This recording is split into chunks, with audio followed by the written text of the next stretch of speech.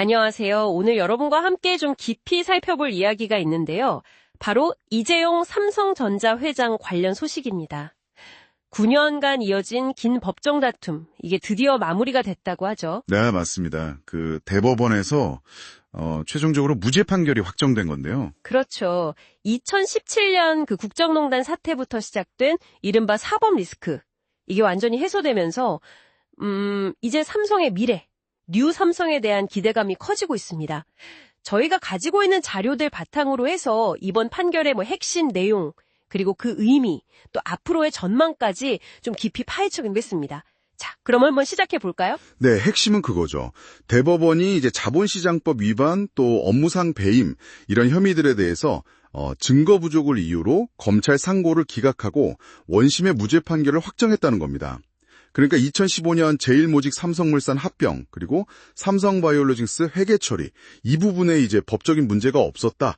이렇게 사법부가 최종 판단을 내린 거죠. 검찰이 2020년 9월에 기소를 했었잖아요. 경영권 승계를 위해서 시세 조정도 하고 분식회계에도 관여했다. 이런 혐의였는데. 네, 그랬죠. 근데 1심, 2심에 이어서 대법원까지. 그러니까 쭉 일관되게 증거가 부족하다. 이렇게 본 거네요. 합병 목적이나 회계 처리 조작의 어떤 고의성, 이걸 입증하기 어렵다고. 맞습니다. 특히 검찰이 확보했던 서버 자료 같은 거요. 이런 주요 증거들의 증거 능력 자체를 인정하지 않은 점, 이게 좀 흥미로운 부분이긴 합니다. 그렇군요. 사실 이 사건 시작은 꽤 오래전이에요. 2016년에 참여연대가 삼성바이오 분식회계 의혹을 제기하면서부터인데 그 뒤로 특검 수사도 있었고 2018년에 증권선물위원회 고발로 이어지면서 이제 본격화된 거죠. 아, 네네. 근데 또 재미있는 점은 기소 결정 전에 외부 전문가들로 구성된 검찰수사심의위원회가 있었잖아요. 네, 있었죠. 거기서 10대 3으로 그러니까 압도적으로 불기소 권고를 했었다는 거예요. 와, 10대 3이요? 네. 그럼에도 불구하고 검찰이 기소를 강행했고 결국 5년에 걸친 아주 치열한 법정 공방이 벌어진 겁니다. 와, 5년. 정말 길었네요. 재개 반영은 당연히 환영하는 분위기고요. 네, 그렇죠.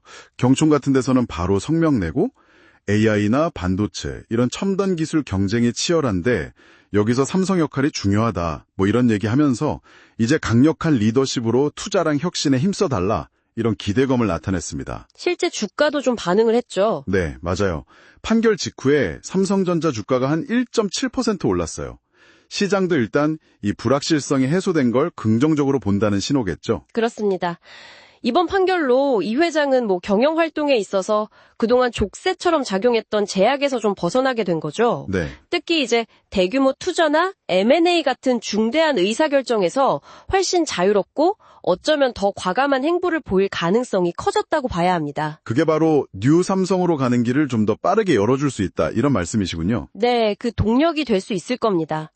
자료들을 쭉 보면 이 뉴 삼성이라는 게 단순히 반도체 초격차 유지 이것뿐만 아니라 바이오나 AI 같은 신성장 동력 확보, 또 더 유연하고 빠른 의사결정 구조로의 전환 이런 걸 다 포함하는 개념으로 읽히거든요. 아하, 그런 구체적인 행보가 이제 정말 본격화될 수 있겠네요.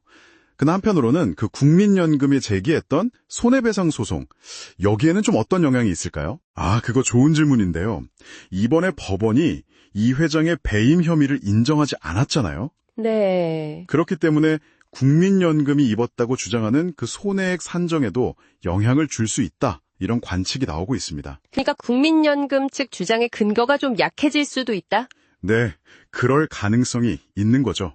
이건 좀 더 지켜봐야 할 부분입니다. 정말 긴 시간이었습니다. 아까 5년 공방 말씀하셨지만 1심, 2심 재판만 해도 이 회장이 100번 넘게 법정에 출석했다고 하더라고요. 네, 106번인가 그랬죠. 2017년 국정농단 사건으로 구속됐던 기간까지 다 합치면 정말 거의 9년 가까이를 이 사법 리스크라는 짐을 지고 온 셈이니까요.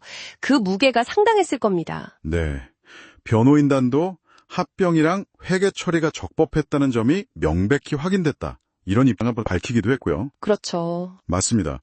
이제 9년간 삼성을 둘러쌌던 가장 큰 법적 불확실성이 제거된 겁니다.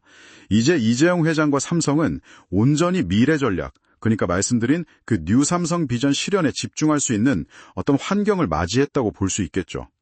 앞으로 뭐 반도체 시장에서의 리더십을 또 공고히 한다든지 아니면 잠재력 있는 기업 M&A라든지 또 글로벌 파트너십 구축 이런 부분에서 어떤 속도감 있는 변화를 보여줄지 이걸 지켜보는 게 중요합니다. 네, 자, 이렇게 오늘 이재용 회장의 무죄 확정 소식을 둘러싼 여러 이야기들을 나눠봤습니다.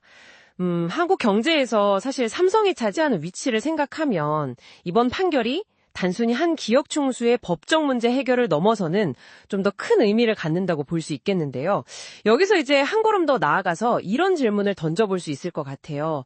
이제 법적인 불확실성은 사라졌는데 그럼 삼성과 이재용 회장이 뉴삼성이라는 그 청사진 아래 과연 어떤 구체적인 변화를 그려나갈 것인가, 그리고 그 변화의 물결이 우리 한국 경제 전반에는 또 어떤 영향을 미치게 될까요? 이런 점들을 좀 지켜보는 게 중요하지 않을까 싶습니다.